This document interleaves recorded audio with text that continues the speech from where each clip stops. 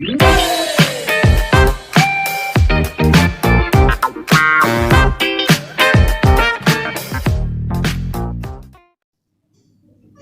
Guys, welcome once again to our YouTube channel Amos Kiran Sinha tutorials. कैसे हो आप लोग? आई होप सो बेटर होगे, फाइन होगे एंड एब्सोल्युटली घर पे मस्ती कर रहे होगे। ओके, तो चलिए मस्ती के साथ साथ कुछ पढ़ाई भी कर लिया जाए। Okay, so I am JP Sinha and now I am here for the second part of the gravitation chapter guys. Gravitation chapter जो क्लास 9th के लिए मैंने स्टार्ट किया था, उसका आज सेकंड पार्ट पढ़ना है। ओके, तो let's start now without wasting the time. So it is the part 2 of the chapter gravitation. Gravitation chapter का ये पार्ट 2 है गाइस हमारा। ओके, और किस स्टैंडर्ड के लिए है यू बेटर नो, ये स्टैंडर्ड 9th के लिए है ना। तो 9th में जो ग्रेविटेशन आपको स्टडी करना है उससे रिलेटेड मैं यहाँ पे आपको टर्म्स बता रहा हूँ। तो लास्ट क्लास में जो हम लोग पढ़े थे, यानी कि पार्ट 1 में जो हम लोग स्टडी किए थे, वो क्या क्या था? तो पार्ट 1 में we have study that what is gravitation, gravitation होता क्या है ये हमने पढ़ा था। ग्रेविटेशन को हम लोग किस तरह के बॉडीज के लिए मान सकते हैं, एनी टू बॉडीज या फिर स्पेशली हेवनली बॉडीज। तो हम लोगों ने वहां देखा कि एनी टू बॉडीज के बीच हो सकता है एंड इसके लिए एक फोर्स का फॉर्मूला आता था Gm1m2/r², जो न्यूटन के लॉ के अकॉर्डिंग दिया गया था, ऐसा मैंने बताया। ओके, एंड आपको याद होगा कि फिर मैंने एक कैलकुलेशन भी किया था कि 1000 और 1000 का दो बॉडीज लेकर के इसके बीच का फोर्स निकाला था हमने, जो कि काफी कम आया था, 0.0000 समथिंग 98 के आसपास आया था। तो ये काफी कम था गाइस, बट इसी को जब हम लोगों ने अर्थ के लिए निकाला था तो अर्थ के लिए काफी लार्ज आया था। तो it means what? It means ये कि ये ग्रेविटेशन जो है ज्यादातर हम लोगों को अप्लीकेबल दिखता है हेवनली बॉडीज में, लार्ज बॉडी में। स्मॉल बॉडीज में ये जल्दी यूजेबल नहीं दिखता है। ओके बच्चों, तो यहाँ पे मतलब इसका जो हम लोग यूटिलाइज करने वाले हैं या इसका जो स्टडी करने वाले हैं वो लार्ज एंड हेवनली बॉडीज के लिए करने वाले हैं, such as earth, moon, sun and another planets like that, उस तरह की चीजों के लिए करने वाले हैं। ओके गाइस, तो वहां पे एक टॉपिक आया था, आपको याद होगा, जी, एक टॉपिक आया था जी, यूनिवर्सल ग्रेविटेशनल कांस्टेंट। तो हम लोग अब इसी का स्टडी थोड़ा सा करने वाले हैं कि ये यूनिवर्सल ग्रेविटेशनल कांस्टेंट क्या है और इसे किसने दिया था। Universal gravitational constant. Okay guys, ये है हमारा। तो यूनिवर्सल ग्रेविटेशनल कांस्टेंट इसको कहते हैं, यू बेटर नो। ओके, तो capital G is called universal gravitational constant and it is given by Henry Cavendish. किनके द्वारा दिया गया था इसका वैल्यू गाइस? हेनरी कैवेंडिश के द्वारा। क्या वैल्यू दिया गया था? G is equals to 6.67 into 10⁻⁻11 newton metre square पर केजी स्क्वायर। अब हेनरी कैवेंडिश कौन थे? इनके बारे में मैं कुछ रिप्रेजेंट कर रहा हूँ स्क्रीन पे, यू कैन वॉच इट, कि इन्होंने क्या क्या किया अपने लाइफ में, कैसे इन्होंने सक्सेस किया। ओके, और इन्होंने ही इस जी के वैल्यू को निकाला था, हेनरी कैवेंडिश ने। ओके गाइस, तो एक्चुअली इनका कंडीशंस क्या था, इन्होंने किया क्या था? तो इन्होंने, जैसे हम लोग दो चार्जेस लेते हैं तो दो चार्जेस के बीच भी एक फोर्स ऑफ अट्रैक्शन होता है, उसी तरह उन्होंने इन चार्जेस को ही लिया और लेकर के इसके लिए इसका मास भी निकाल लिया कि इसका मास क्या है। तो इसका मास भी निकाला इन्होंने और इसका फोर्स ऑफ अट्रैक्शन भी निकाला इन्होंने। तो इनके पास जी का वैल्यू नहीं था, तो इन्होंने क्या किया, एक्चुअली इन्होंने उस चार्ज के फोर्स को इक्वेट कर दिया हमारे ग्रेविटेशनल फोर्स से। तो एक तरफ हमें फोर्स पहले ही पता हो गया कि वो फोर्स कितना लग रहा है, एंड फिर जब हम लोग इसका वैल्यू रखें ग्रेविटेशनल कांस्टेंट m1m2/r² के फॉर्म में, तो r² नोन था, m1 m2 नोन था, तो हमारा अननोन क्वांटिटी क्या बचा? जी। तो इस तरह से जी जो है फाइंड हो गया। और इन्होंने फिर इन फ्यूचर इसी को टॉर्सनल बैलेंस वगैरह लेकर के भी प्रूफ किया था, है ना, जो आप क्लास आगे के क्लास में पढ़ोगे, क्लास 11th वगैरह में स्टडी करोगे। ठीक है, तो let's continue on the topic. अब हम लोग यहाँ पे ये देखने वाले हैं कि ये जो मैं न्यूटन मीटर स्क्वायर पर केजी स्क्वायर लिख रहा हूँ, ये कैसे लिख रहा हूँ, ये जी का ऐसा यूनिट कैसे आया। तो हम लोग क्या करने वाले हैं, अभी जी का यूनिट कैलकुलेट करने वाले हैं, यूनिट फॉर जी का यूनिट। तो जी का यूनिट निकालने वाले, तो देखिए कैसे निकलेगा। We know that F is equals to Gm1m2/r², ऐसा होता है। तो F का वैल्यू यानी F का ऐसा यूनिट क्या होता है गाइस? न्यूटन पुट कर दो। G का नहीं पता है, छोड़ दो। M1 का क्या होता है? केजी। फिर M2 का केजी। रेडियस जो है डिस्टेंस है, तो डिस्टेंस एक तरह से हो जाएगा मीटर में कैलकुलेट, स्क्वायर है तो स्क्वायर लगा दो। अब क्या करोगे, जब आप क्रॉस मल्टीप्लाई करोगे you will get newton metre square is equal to G into K G square. अब के जी स्क्वायर को इधर ले आओ, you will get newton metre square पर K G square is equal to G, मतलब G का ऐसा यूनिट क्या हो गया गाइस, न्यूटन मीटर स्क्वायर पर K G square. It can be also written as newton metre square m2 पर K G square, मतलब के जी माइनस 2, ऐसे भी हम लोग इसको लिख सकते हैं। आप चाहो तो इसको और भी तोड़ सकते हो, जैसे न्यूटन को आप कहते हो के जी मीटर पर सेकेंड स्क्वायर, ये लिख दो, इंटू ये मीटर स्क्वायर है, फिर इंटू ये के जी का पावर -2 है, तो पावर -2 लिखो। तो इस वाले के जी से एक वाला ये के जी खत्म हो जाएगा, बचेगा -1। अब मीटर क्यूब मल्टीप्लाई हो जाएगा, तो it will becomes metre cube पर के जी पर सेकेंड स्क्वायर, ये बन जाएगा गाइस। तो you can also right it, इसको भी आप लिख सकते हो कि जी का ऐसा यूनिट ये है, मीटर क्यूब पर के जी पर सेकेंड स्क्वायर। ओके, कैसे किया मैंने, न्यूटन को पुट कर दिया केजी मीटर पर सेकेंड स्क्वायर में, एंड देन आफ्टर इसको सॉल्व कर दिया। तो बहुत इजी है। अब ये यूनिवर्सल ग्रेविटेशनल कांस्टेंट का हमारा क्या क्या यहाँ यूटिलाइजेशन है, क्या क्या इसका फायदा है, ये देखते हैं। ठीक है गाइस, तो I M erasing it and now I am writing about the universal gravitational constant और इसके क्या क्या फायदे हैं इसके बारे में। तो यूनिवर्सल ग्रेविटेशनल कांस्टेंट जो हम लोग स्टडी कर रहे हैं, इसके क्या इंपॉर्टेंस है, उन इंपॉर्टेंस को हम लोग देख रहे हैं। इसका इंपॉर्टेंस कि ग्रेविटेशन जब है तो ये हमारे लिए क्या करता है। तो ग्रेविटेशन का सबसे पहला काम क्या है, पहला काम है गाइस कि it bind the atmosphere to our earth, हमारे अर्थ से ये एटमॉस्फेयर को बांध करके रखता है।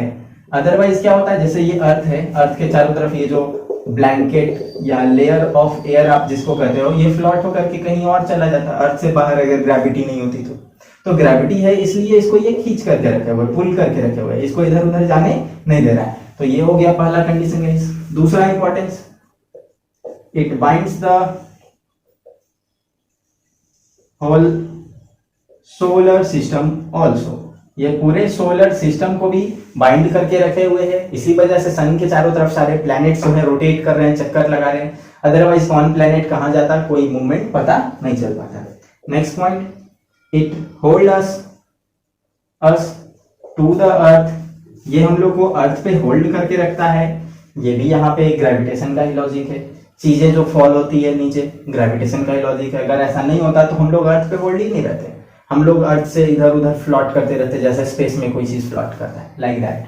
ओके, अगला, इट वर्क्स फॉर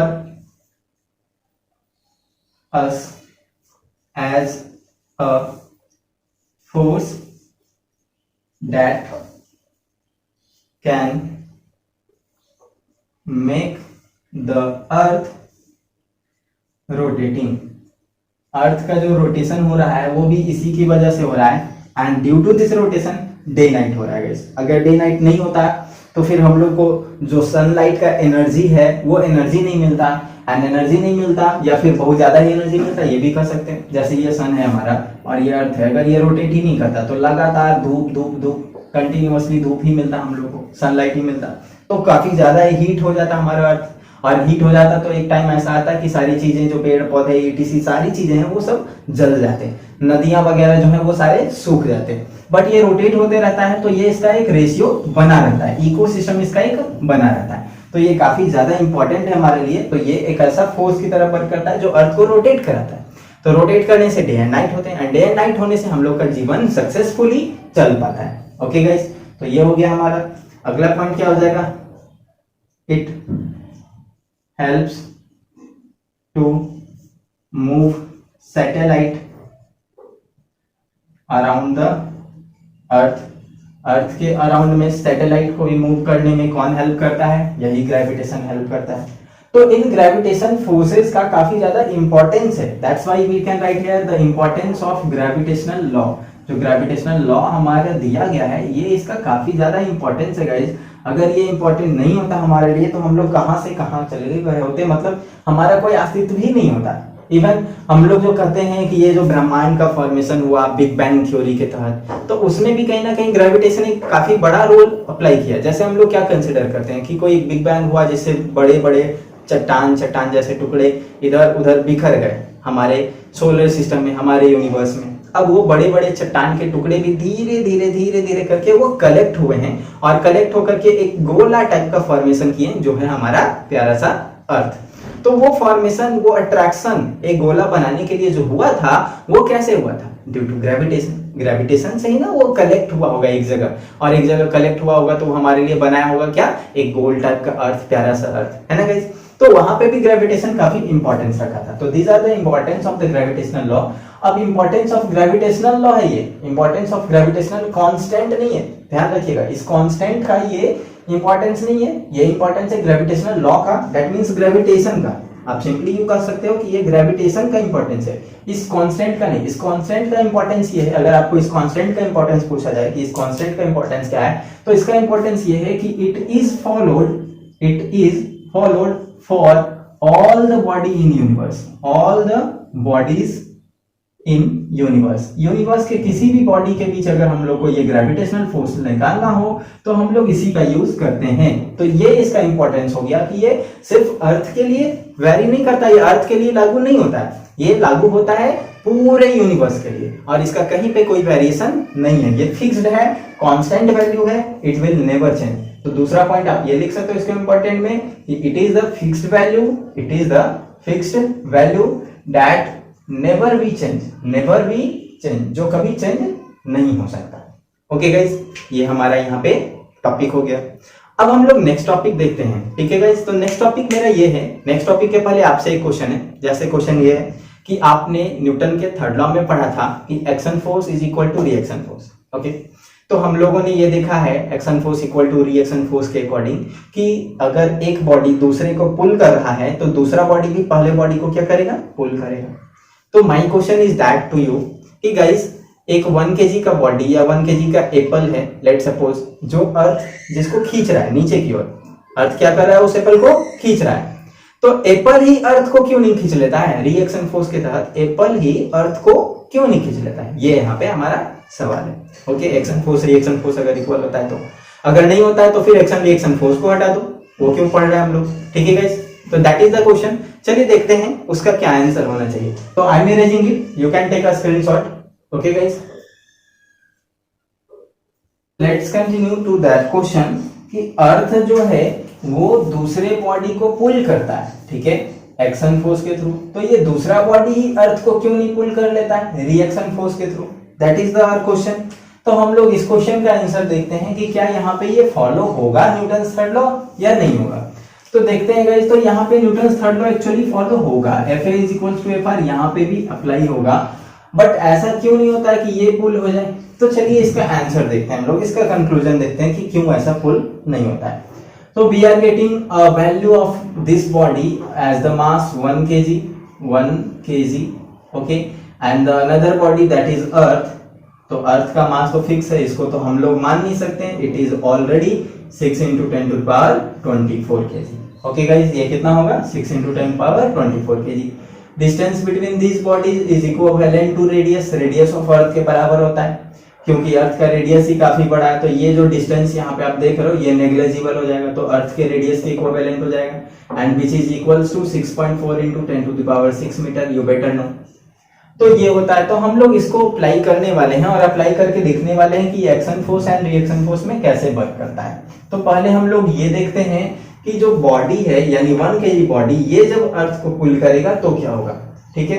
तो force acting by the 1 kg body on earth, earth पे जो फोर्स लगने वाला है उसका कैलकुलेशन कर रहे हैं। तो इस फोर्स का कैलकुलेशन कर रहे हैं, तो इसके लिए हमने लिखा G mass of body into mass of earth divided by radius का स्क्वायर, ये मैंने लिखा है। अब आपको मैं ये भी बता दूं कि ये जिस फोर्स से खींच रहा होगा अर्थ को, अगर इसको हम निकालना चाहें तो इस फोर्स को हम m इंटू ए लिख करके भी रिप्रेजेंट कर सकते हैं, मास इंटू एक्सेलरेशन लिख करके भी रिप्रेजेंट कर सकते हैं। तो ये फोर्स हमारा जब यहाँ बनेगा मास इंटू एक्सेलरेशन, तो it will become mass of earth into acceleration of earth towards that body. उस बॉडी की तरफ इस अर्थ का क्या एक्सेलरेशन होगा ये निकल जाएगा हमारा, acceleration of the earth towards that body. तो M E into A E हो जाएगा एंड इक्वल्स टू में ऑफकोर्स आप जो जान रहे हो यहाँ क्या है G mass of body into mass of earth by radius of earth का स्क्वायर। तो mass of earth is cancelled out and remaining we will get acceleration of the earth is equal to g mb by r square। जरा value put करो guys, तो g का value 6.67 into 10 to the power minus 11 है into body का मास 1 kg है divided by radius का value 6.4 into 10 to the power 6 है।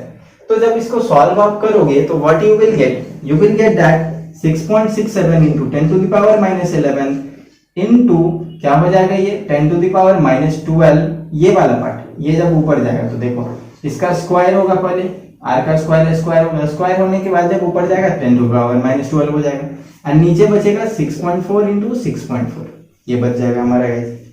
So finally जब आप इसको और सॉल्व करोगे तो you will gate 6.67 divided by ये 64 यहाँ पे मल्टीप्लाई हो जाएगा तो 4 4 जा 16 बचा 1 24 एंड 48 एंड 9 49 हो गया एंड 36 4096 आ गया गाइस ये।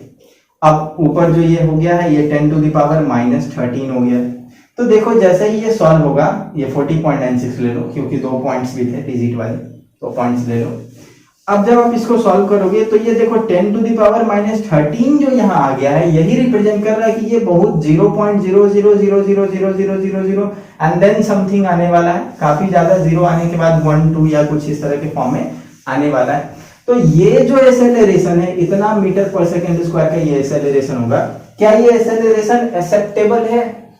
नहीं, this is a very very less acceleration, that means it can be called a negligible acceleration. तो ये बहुत ही नेग्लिजिबल हो गया और नेग्लिजिबल होने की वजह से हम लोग इसको जो है यहाँ पे कंसीडर नहीं करते हैं और उल्टा कंसीडर करते हैं। दैट मींस अगर इस बॉडी के पुल को देखा जाए, इस बॉडी का एक्सेलरेशन देखा जाए, एक्सेलरेशन ऑफ बॉडी, तो वो काफी ज्यादा आता है और उसको हम लोग अगर यहाँ कैलकुलेट करते हैं तो वो हमारे लिए वैल्यूएबल होता है, वो नेग्लिजिबल नहीं होता है। इसलिए फिर हम लोग मान लेते हैं कि अर्थ को वो बॉडी कभी नहीं पुल कर सकता है, बल्कि उस बॉडी को अर्थ जो है पुल करेगा। चलिए बॉडी के लिए निकाल के देखते हैं। तो फिर से हमने लिया force is equal to G mass of body into mass of earth by radius square. इस बार जो पुल हो रहा है वो कौन पुल हो रहा है? ये बॉडी पुल हो रहा है। तो बॉडी पुल हो रहा है तो बॉडी के लिए लिखेंगे mass of body into acceleration of body. तो इसका वैल्यू यही G M B into M E by R square के बराबर होगा। तो इस बार मास ऑफ बॉडी कैंसिल हो गया गाइस, बचा हमारा acceleration of body is equal to G यानी 6.67 into 10 to the power minus 11, mass of earth यानी 6 into 10 power 24 and radius of earth that means क्या 6.4 into 6.4 into 10 to the power 6 into 10 to the power 6 square भी कर दिया मैंने। अब देखो ये सॉल्व हो जाएगा तो ऊपर वाला आप जानते हो इससे मल्टीप्लाई होगा 6 से, तो क्या हो जाएगा 6 7 42 एंड 4002 एंड 0.2 डिजिट्स के बाद है तो यहाँ पॉइंट लगा दो और ये वाला मल्टीप्लाई होगा तो ये अभी निकाले थे 40.96। अब इन सबको 10 टू द पावर वगैरह को सॉल्व कर लो तो ये बचेगा 10 टू द पावर 1। पॉइंट दोनों हटा दो गाइस, 2 डिजिट्स बाद है तो 40020 divided by 4096 it means 9.8 metre पर सेकेंड स्क्वायर, ये हमारा आ गया। तो गाइज यहाँ से ये क्लियर पता चल रहा है कि ये काफी 0.00000 आया था, दैट मींस ये नेग्लिजिबल एक्सेलरेशन है एंड इतने कम एक्सेलरेशन से इतना बड़ा बॉडी जो कि एक अर्थ है ये कभी ऊपर की ओर पुल नहीं हो सकता है। तो पुल क्या होगा? पुल हो जाएगा हमारा वो बॉडी ही अर्थ की तरफ नीचे की तरफ पुल हो जाएगा क्योंकि इसका एक्सेलरेशन 9.8 मीटर पर सेकेंड स्क्वायर है जो कि एक काफी लार्ज एक्सेलरेशन है। Approximately you can take it 10 के आसपास ले सकते हैं। तो ये हमारा कहलाता है एक्सेलरेशन ड्यू टू ग्रेविटी। क्या कहलाता है ये guys? Acceleration due to gravity. तो finally we are moving on this topic acceleration due to gravity, क्योंकि इस क्वेश्चन का आंसर तो हमें मिल गया कि अर्थ कोई बॉडी को क्यों पुल करता है, अर्थ ही दूसरे बॉडी की तरफ क्यों पुल नहीं हो जाता, इसका आंसर तो हमें मिल गया। Okay, so we are moving on the topic acceleration due to gravity. तो गाइस मैं इसको इरेज करता हूं, you can take a screenshot if you want. Okay, and इसको थोड़ा लैंग्वेज बना के लिख लेना। ये मैं यहाँ लिख दिया हूँ, जहां जगह मिला मैंने उसे लिख दिया आपको समझाने के लिए। But if you right in your fair copy or anything another notebook, then you should note it in the proper way in a with a language. Okay guys, चलिए तो मैं इसको इरेज कर रहा हूँ guys. Okay guys, तो we are taking the topic acceleration due to gravity. Okay, here it is a topic acceleration due to gravity. Okay, and acceleration due to gravity को define करना हो तो आप कैसे कर सकते हो, तो ये आप कर सकते हो कि the acceleration found in a body due to the gravitational force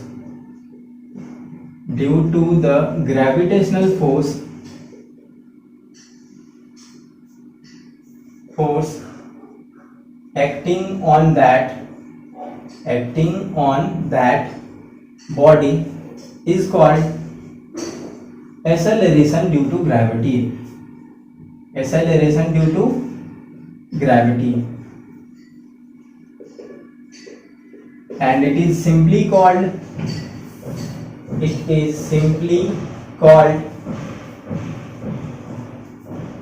gravity also. इसको सिंपली हम लोग सिर्फ ग्रेविटी का भी नाम देते हैं और ग्रेविटी भी कहा जाता है. Okay guys, it is denoted by small g से ये डिनोट होता है गाइस. ओके, तो ये हमारे लिए वो एक्सेलरेशन हो गया जिस एक्सेलरेशन से कोई दूसरी बॉडी अर्थ की तरफ अट्रैक्ट होगा. तो इसी एक्सेलरेशन को हम लोग एक्सेलरेशन ड्यू टू ग्रेविटी कहते हैं, मतलब जी से इसको रिप्रेजेंट करते हैं. तो this is the acceleration due to gravity of that body towards the earth की तरफ का ये एक्सेलरेशन है. ओके गाइस, सो अगर हम लोग इसको अनदर वे में डिफाइन करना चाहें तो हम लोग ये भी कर सकते हैं कि it is the acceleration by which earth pull a body towards itself, अपनी तरफ जिस एक्सेलरेशन से खींचता है अर्थ किसी भी दूसरे बॉडी को, वही एक्सेलरेशन हमारा क्या कहलाता है गाइस, ग्रेविटी कहलाता है.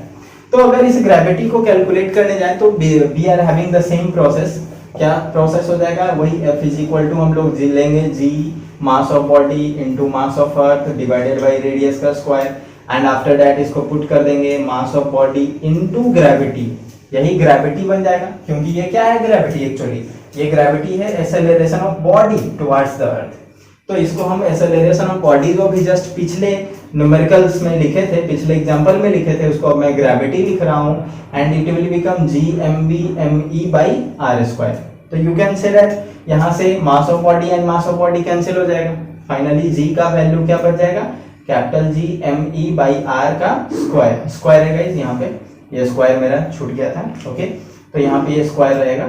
So finally this will be the formula, and if you put the values in this formula you will get 6.67 into 10 to the power minus 11 and 6 into 10 to the power 24 divided by radius 6.4 into 6.4 into 10 to the power 6 into 10 to the power 6. यही मिलेगा. और जब आप इसको solve करोगे तो भी जैसे लास्ट टाइम मैंने सॉल्व किया था, इट विल बिकम 9.8 मीटर पर सेकेंड स्क्वायर, और you can take it approximately 10 metre पर सेकेंड स्क्वायर, ऐसा भी आप ले सकते हो. तो it is the value of gravity, यही हमारे ग्रेविटी का वैल्यू है, जिस ग्रेविटी को हम लोग एक्सेलरेशन ड्यू टू ग्रेविटी भी कह सकते हैं. तो ओवरऑल ये हमारा एक्सेलरेशन ड्यू टू ग्रेविटी है. इसीलिए कोई भी चीज जब अर्थ की तरफ पुल होता है तो अप्रोक्सीमेटली 9.8 यानी कि 10 मीटर पर सेकेंड स्क्वायर से पुल होता है नीचे की ओर, उसका एक्सेलरेशन यही होता है गाइस. ओके, तो हम लोग इस एक्सेलरेशन को क्या कहेंगे, एक्सेलरेशन ड्यू टू ग्रेविटी कहेंगे. अब यही एक्सेलरेशन ड्यू टू ग्रेविटी जो है अगर मून के लिए कैलकुलेट किया जाए तब क्या आता है ये देखते हैं. तो let's have the same topic for the moon, acceleration due to gravity for the moon. I am erasing it guys. So guys, our next topic is acceleration due to gravity for moon. अर्थ के लिए तो हमने निकाला, तो moon के लिए निकालते हैं. तो कहा जाता है कि मून का जो ग्रेविटी होगा वो 1/6 पार्ट अर्थ का होता है. तो we can write it the acceleration due to gravity for moon is 1/6 of acceleration due to gravity on earth. अर्थ के ग्रेविटी का कितना होता है, 1/6 पार्ट होता है. ओके गाइस, तो we can write it g on the moon is equal to 1/6 of g on the earth. Earth की gravity का ये 1/6 पार्ट हो गया। एंड इससे अगर हम लोग रेशियो निकालना चाहें कि gravity on the moon by gravity on the earth, तो इसका रेशियो क्या हो जाएगा 1/6। यू कैन राइट इट 1/6, इस तरह के फॉर्म में लिख सकते हैं। बट ये क्यों होता है, कैसे होता है, ये देखते हैं हम लोग। तो एक्चुअली ये ग्रेविटी भी क्या कहलाएगा हमारा, ग्रेविटी ऑफ मून भी कैसे कैलकुलेट होगा, उसी वे में F is equal to GMB mass of body into mass of moon हो जाएगा, डिवाइडेड बाई हो जाएगा guys radius of moon, radius of moon. अब इस फोर्स को आप पुट करोगे तो यहाँ हो जाएगा मास of body into gravity of body towards the moon, यहाँ पे gravity of body towards the moon हो जाएगा। एंड फिर ये पुट होगा GMB into mass of moon by radius of moon का स्क्वायर, स्क्वायर भी है। अब क्या करोगे आप, फिर से वही MB या MB कैंसिल करोगे, तो ये ग्रेविटी फॉर दिस बॉडी जो कि मून पे लिया हुआ है, इसका वैल्यू क्या आ जाएगा, G mass of moon by radius of moon का स्क्वायर। एंड ये बिल्कुल अर्थ की तरह है, लेकिन वैल्यूज अर्थ की तरह नहीं होंगे। जब आप इसका वैल्यू पुट करोगे मून के मास का एंड मून के रेडियस का, तो यू विल फाइंड दैट इसका जो वैल्यू आएगा वो अलग आएगा, अर्थ जितना नहीं आएगा। जैसे देखिए पुट करता हूं मैं यहाँ पे, gravity of the body is equal to G का वैल्यू हो गया यहाँ पे 6.67 into 10 to the power -11 into mass of moon. यहाँ पे हमें क्या पुट करना है guys, mass of moon put करना है। तो mass of moon will be 7.4, approximately 7.4 ले सकते हो, into 10 to the power 22 kg। ये 7.3 समथिंग होता है, ओके। तो 7.3 समथिंग होता है, तो आप उसको 7.4 ले सकते हो guys, okay. And then radius of moon, तो रेडियस ऑफ मून होता है 1.7 इंटू 10 टू द पावर 6, तो इसका स्क्वायर है, तो एक बार और लिख दिया 1.6 इंटू 10, 1.7 इंटू 10 पावर 6। अब गाइस जब आप इसको सॉल्व करोगे, you can solve it easily, आप अपने घर पे इसको सॉल्व करना एंड सॉल्व करके मुझे बताना हुआ कि नहीं। अगर नहीं हुआ तो अगले वीडियो में मैं बताऊंगा। और finally you will get that कि इसका वैल्यू अबाउट 1.6 के आसपास आ गया है, 1.6 मीटर पर सेकेंड स्क्वायर। एंड 1.6 को आप कह सकते हो 9.8 का 1/6 पार्ट कह सकते हो गाइस। इसलिए ये ग्रेविटी ऑफ अर्थ का कितना पार्ट हो गया, 1/6 पार्ट हो गया, ओके। तो कुछ इस तरह से हम लोग इसको कैलकुलेट करेंगे, okay. And that's all about the today's topic guys. आज के टॉपिक के लिए हम लोग बस इतना ही लेते हैं। आप इसको कैलकुलेट करके मुझे कमेंट बॉक्स में बताना कि आपको ये कैलकुलेशन आया या नहीं आया। नेक्स्ट वीडियो में मैं फिर से इसको कंटिन्यू करूंगा, मैं फिर से इसको बता दूंगा गाइस, ओके। सो तब तक के लिए आज इतना ही, फिर मिलते हैं नेक्स्ट वीडियो में। तब तक आप क्या करो, वीडियो को थोड़ा लाइक कर दो, अपने फ्रेंड्स के साथ शेयर कर दो एंड कमेंट करो, मुझे कमेंट करके बताओ कि आपसे ये सॉल्व हुआ या नहीं हुआ गाइस। फिर मिलते हैं नेक्स्ट वीडियो में, तब तक के लिए बाय बाय।